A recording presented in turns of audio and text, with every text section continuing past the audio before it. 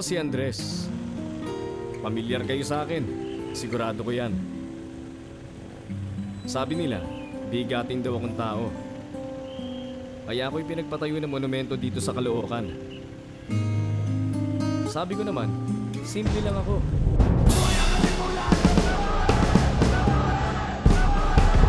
Simple na, matino at mahusay. Alam niyo naman ang kwento ng buhay ko. Ang walang takot kong paglaban sa tiwaling pamamalakad.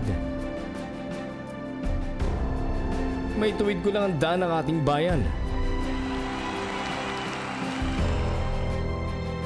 Next year, 150 years na ako.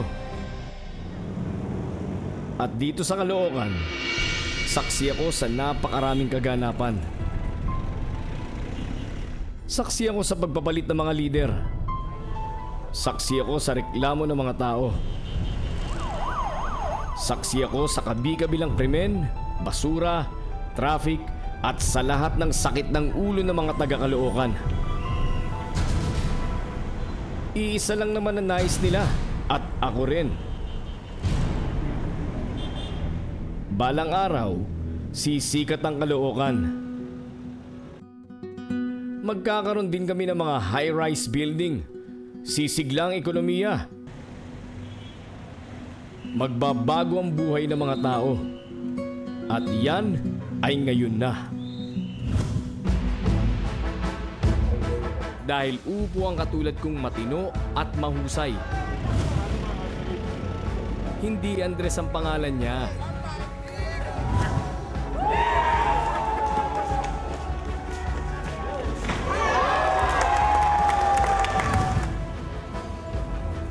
Egay. Edgar Egay Erice. Tunay na batang Caloocan. Lumaki sa simple ngunit disenteng pamumuhay. Sa edad na 15 anyos, namulat na si Egay sa paglilingkod bayan bilang kabataang barangay chairman taong 1975. Nag-aral sa Caloocan High School.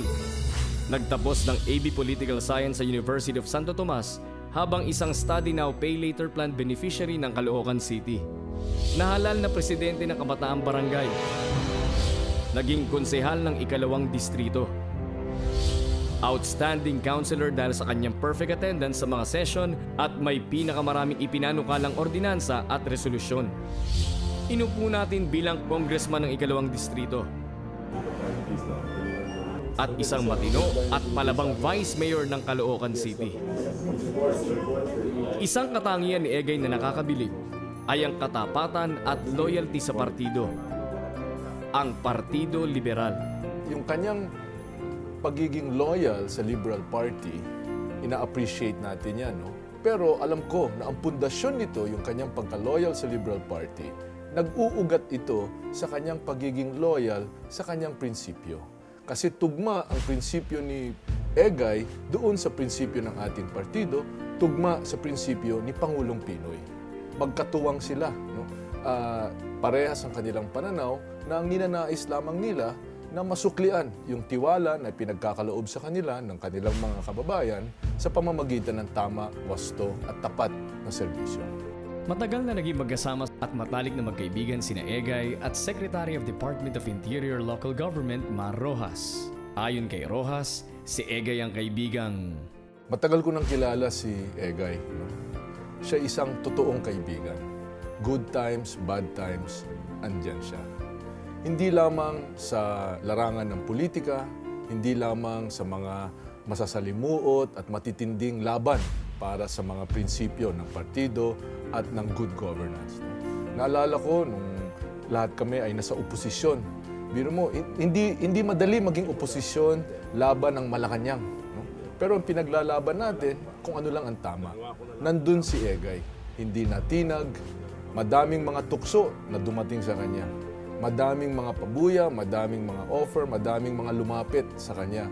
Na iwanan niya kami ni Pangulong Pinoy, iwanan niya yung samahan na sumusulong ng tamang pamamahala. Pero hindi natinag si Egay. Bilib din si Rojas sa tibay ng dibdib ng kaibigang si Egay na banggain ng malalaking pader ng korupsyon. Hinahangaan ko si Egay, no? Isa siya sa mga haligi talaga ni Pangulong Pinoy sa laban ni Pangulong Pinoy sa korupsyon. No? Ang tinatayuan ni Pangulong Pinoy na kayo ang aming boss. Ganon din si Egay. Naniniwala siya, true believer siya na kayo ang tao, ang ating mga boss. At dapat hindi tayo lumayo sa pananaw, sa adhikain, sa paniwala ng ating mga boss. Hindi na lilinlangin natin sila, hindi na lolokohin natin sila, hindi na dodoble kara tayo sa ating mga boss. Magiging tapat tayo sa ating mga boss, tututuo tayo sa ating mga pinapakita sa kanila, at ganon si Egay. Diyan nagmumula, diyan nag-uugat yung kanyang tapang, yung kanyang prinsipyo, at yung kanyang kahandaan na makipagbasag ulo basta alam niya na nasa sa tama siya. Matapat, matapang, may puso sa kapwa, mabilis umaksyon sa problema ng kanyang kababayan. Yan si Egay. Hindi ko rapat abusado sa pwesto. Pursigidong dalhin ang Caloocan sa tuwid na daan. May magandang pangarap at plano upang hindi mapag-iwanan ang Caloocan.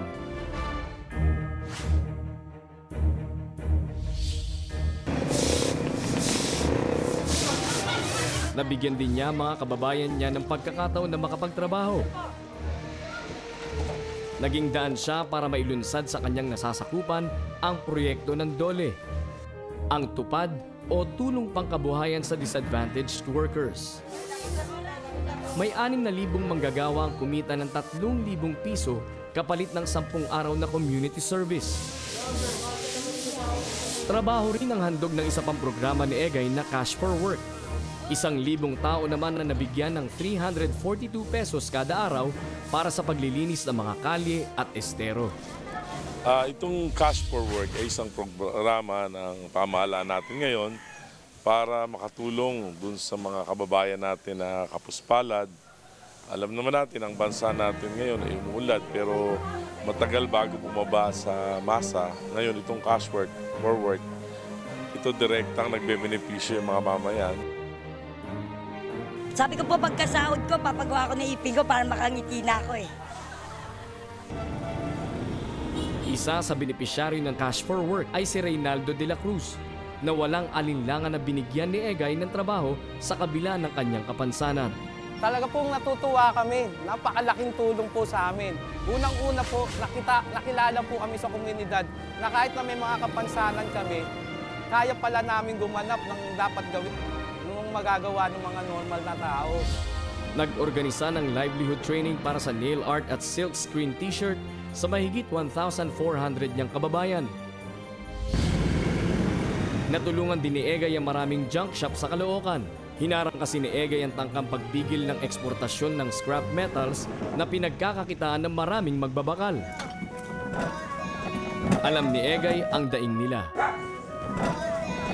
Dati rin kasi siyang nagkakariton at namumulot ng mga bakal at iba pang kalakal para matulungan ng magulang, matustusan lamang ang kanyang pag-aaral. Sa ganitong mga proyekto, itinataas niya ang dignidad ng kanyang kababayan.